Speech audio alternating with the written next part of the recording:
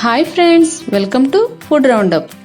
ఈరోజు మనం చాలా టేస్టీగా బీరకాయ తొక్కు పచ్చడి ఎలా తయారు చేసుకోవాలో చూద్దాం. సాధారణంగా మనం ఎప్పుడైనా బీరకాయ కర్రీ చేసుకున్నప్పుడు తొక్కను తీసి పాడేస్తూ ఉంటాం. కానీ ఆ తొక్కుతో ఇలా పచ్చడి చేసుకుంటే చాలా టేస్టీగా ఉంటుంది, తింటే వదలలేరు. దీనికోసం 1/2 కిలో బీరకాయ తొక్కును తీసుకుందాం.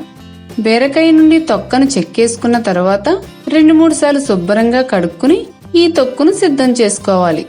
ఇప్పుడు స్టవ్ మీద కడాయి పెట్టుకుని ఇందులో 1/2 కప్పు నువ్వులు, 1/2 స్పూన్ జీలకర్ర వేసుకుని ఫ్రై చేసుకోవాలి. ఇవి వేగి కలర్ చేంజ్ అయిన తర్వాత కడాయి నుండి బయటకు తీసేసుకుందాం. మళ్ళీ ఇదే కడాయిలో 3 స్పూన్ల నూనె వేసుకోవాలి.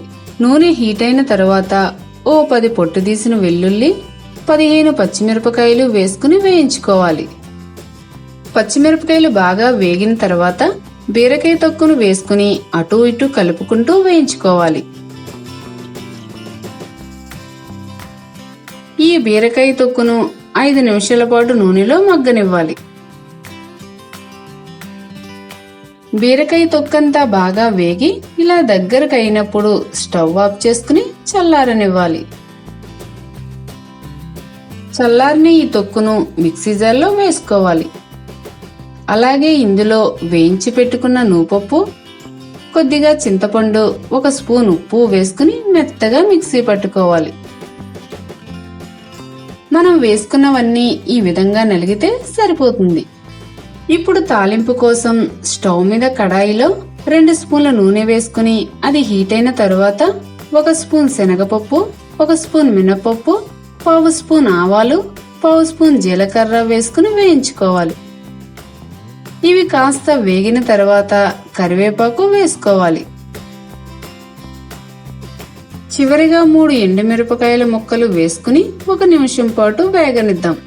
తర్వాత మనం మిక్సీ పట్టుకున్న దానిని ఈ తాలింపులో వేసుకుని బాగా కలుపుకోవాలి. ఇప్పుడు స్టవ్ ఆఫ్ చేసుకుందాం. దీనిని వేరొక బౌల్లోకి ట్రాన్స్ఫర్ చేసుకోవాలి. చూసారుగా, బీరకాయ తొక్కు పచ్చడిని చాలా సింపుల్ గా రెడీ చేసుకున్నాం.